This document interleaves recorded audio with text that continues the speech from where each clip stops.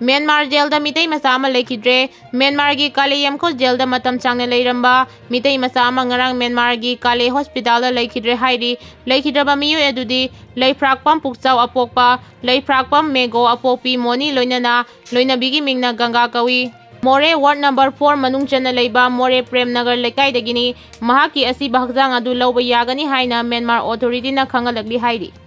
मणिपुर शांति हंजिलकले कुकी मितई कम्युनिटी अनी के मरक्ता वारी सानब हौरे अमित शाह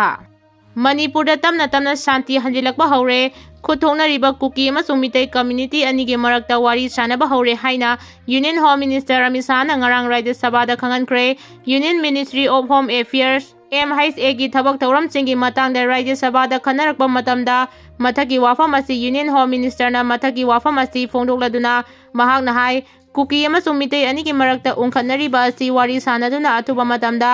कम्युनिटी अनीबु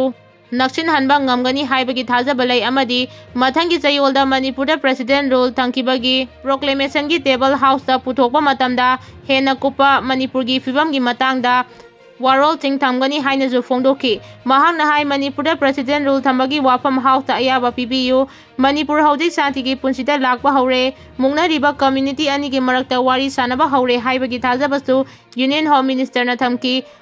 पावसिना मखा तारादुना हाय union home minister Amit Shah ना था सिगी निपानदगी मणिपुर की हाईवे चिंगदा फ्री मूवमेंट तौनबा खंगनख्रबसु कुकीजो कम्युनिटी ना नेशनल हाईवे दा मखा ताना ब्लॉकेज चथरख्रबा मतुंग थासी की तरामाथोय अमसुंग तरानिथोयदा कुकीजो अमसुंग मितई की सिविल सोसाइटी ऑर्गेनाइजेशन गा मिनिस्ट्री ऑफ होम अफेयर्स की ऑफिशियल चिंग तोंगान उनादुना वारी सानबा लेख्रे अमदी उनाबादुदा मिनिस्ट्री ऑफ होम अफेयर्स ना मणिपुर महौसा की पुंसिदा हंजिलंगनबा लौखलगलिबा थबक थौरम सिंगी मतंगदसु ऑफिशियल चिंगना CSO सिंगदा मयेक चिंगना खंगनख्रे हाइरी फिल्म गा मरी लेनरबसु मथोंग हुक्तबा सिंगदी फिल्म फोरम ना सगोते फिल्म फोरम मणिपुर ना कयारक तौदनबा हाइख्रबसु हंजिन सोशल मीडिया सिंगदा इरमदमसिगी फिल्म तौजरिबा सिंगबु लान उहलिबा अमदी लमदमसिगी हौना लोंचतपु करेमनबीरिबा मथोंग हुक्तबा अहल लमना वारक पिद्रबा मणिपुर फिल्म गा मरी लेनबा थौमी खराना चथरकलिबा थौंग असि फिल्म फोरम मणिपुर ना सगोते मखोइसिंग असि फिल्म फोरम मणिपुर ना मतुंगदा फिल्म की थौमी अमनी हाइना लौरोय लोइनना फिल्म फोरम मणिपुर गा करिगुंबा हिरम अमतदा मरी लेनररोय मसिगी मतुंगदा थोरकबा अफाफता खुदिंगमक मसा मसागी ओइजगदबनी हाइना फिल्म फोरम मणिपुर ना थादरोबा Chirol Amna हाइरी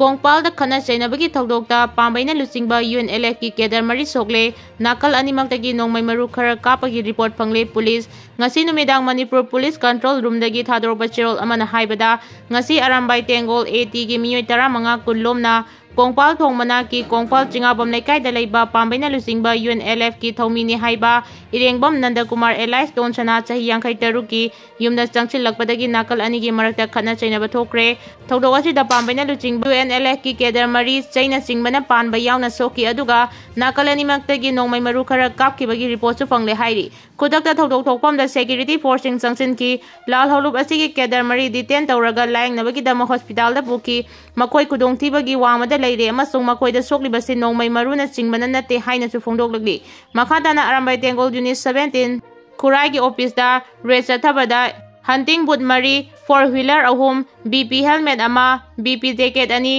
heroin singnaba gram 15 rom camouflage bag ama rifle sling manga technical blade mari BP flat nipan fiber gi BP flat ani holster ani mobile phone ama magazine pounds ama wireless handset ahum charger mari tear gas smoke cell ama in charge ki bayonet ama .303 rifle ki bayonet ani thangchang ani stallion box ani kneecap beer ani magazine pounds ama 80 unit asigi banner board mari camouflage t-shirt nipan camouflage khongrau mari military jacket ahum sizinnakraba Katis 103 nongmai maru ama amasung diary gi se sang ama di letter hen singbak document sing recover tawre hairi Churachandpur gi relief camp ta pikli binupi masa ama laikidaba thogdoki asuma wild fangalu ke Megachandra Churachandpur da hangba relief camp ama da laibi sahi mapan khakta ngairibi nupi masa ama butamthina hatkiba mihada sigi asuma wild fanghan binaba Manipur Pradesh Congress Committee MPCC gi president Kaisa Megachandra na Manipur da lagliba Supreme Court ki justice singda puning chingchilagli MPCC President K. Megachandrana Thagalakpa warol amada Manipur irang na maram oiduna mayum thadokduna landena duna Churchandpurda hangba relief camp amada sangdafam lauduna leiribi piklibi sahi mapan gi nupi masa ama bu izat manghalaba matung hatok pirangkiba thawdok MPCC na thamoi sokna nungaitaba poi amadi laikhidrabagi imungda nanghauriba awabadasu saruk yari hairi Supreme Court ki Justice team ama laktuna ngasi Churchandpur gi relief camp singda leiriba IDP singi phibam haktengnana yengchinbiriba asiga mari lenana laikhidraba mahairoi nupi masa asigi misigi asumba wayal fanganbiyu hainasu takchilagli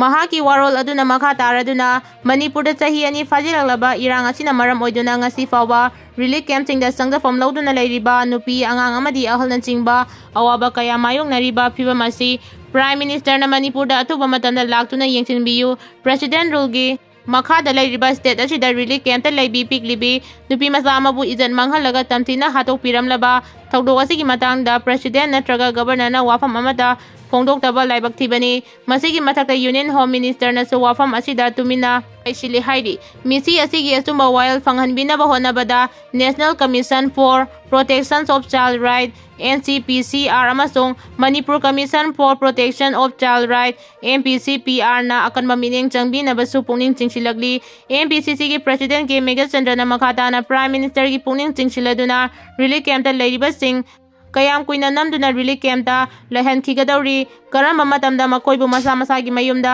hanjin hangadauri rapist amadi mihat pasingi makuta relief camp ta leiriba angang kaya tahangadauri relief camp ta leiriba singna Prime Minister nahakpur lakadra haiduna sahi ani rom asingai duna leiragli haiba nahak khangbra amadi karamba matamda Prime Minister ama oina nahak Manipura lakadauri hainasu hangli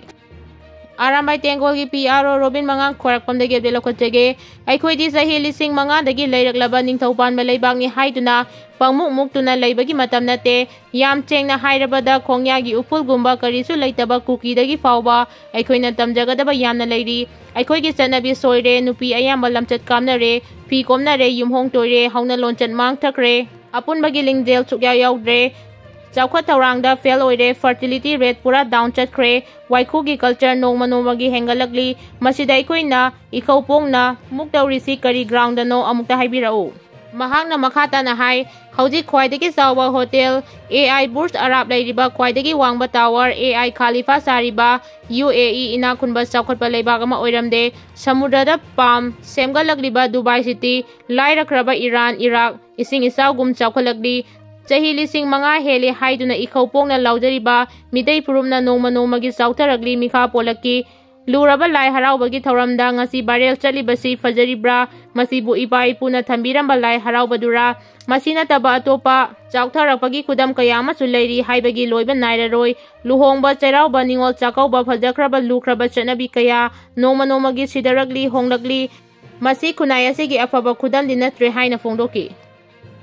Nagaland ki Yastem village da African swine flu paktang nana sandurakpana maram oiraga Manipur da su section tharang lokhotpam thokle UCM